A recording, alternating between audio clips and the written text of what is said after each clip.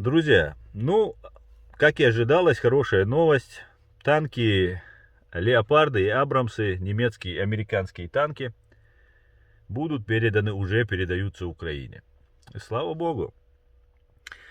Речь идет о нескольких сотнях танков, я думаю, их будет намного больше. Не только дело ограничится не только танками, но и дело, скорее всего, еще уже речь идет о самолетах, и, конечно же, самолеты тоже будут переданы Украине. И это очень хорошо. Но и я смотрел русскую пропаганду и хотел бы сказать свое наблюдение. Вначале они говорили, что танки не будут передаваться, что Германия не передаст и так далее, и так далее. Германия передала. Теперь они начали говорить, что это ерунда, они горят как спички, эти танки, никакой разницы нет для их гранатометов там и так далее, и так далее. Хорошо.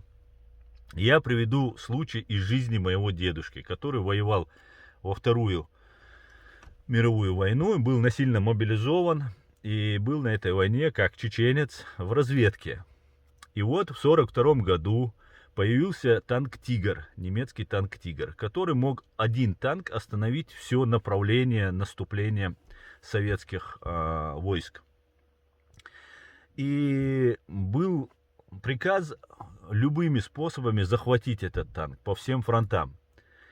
И вот в один из дней на опушку леса, на той стороне, где находилась оборона немцев, выехал танк «Тигр» и остановился. Эти начали смотреть в бинокль и видят, что выскочили два немца, пытались его завести, пытались его отремонтировать, но ничего у них не получилось.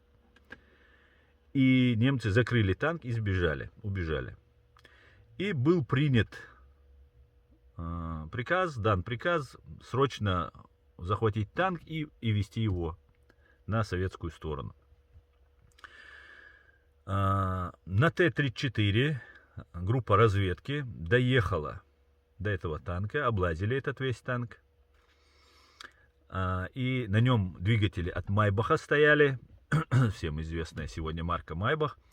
И они облазили танк, танк закрыт, времени мало. Пока, думают, те немцы побежали за помощью, нужно срочно перетаскивать танк на ту сторону. Цепляют они этот танк за Т-34 и давай его тянуть. И в этот момент заводится танк «Тигр» и тянет Т-34 на свою сторону, в сторону немцев. Эти попрыгали все с техники, с танков, из «Тигра», из Т-34. И ничего не могли сделать, потому что «Тигр» просто как рыбак поймал рыбку на удочку, на наживку, утащил Т-34. Благодаря тому, что мой дед не был командиром этой группы, он не был расстрелян, но попал в штрафбат.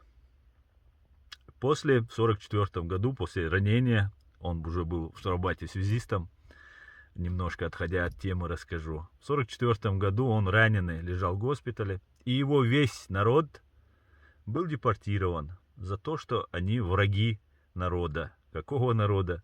Сами догадайтесь.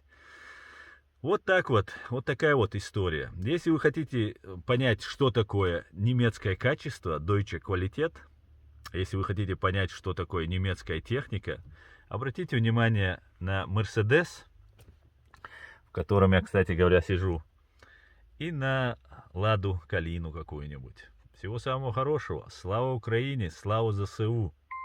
Господи, благослови Германию и Америку. Все будет ичкерия, друзья.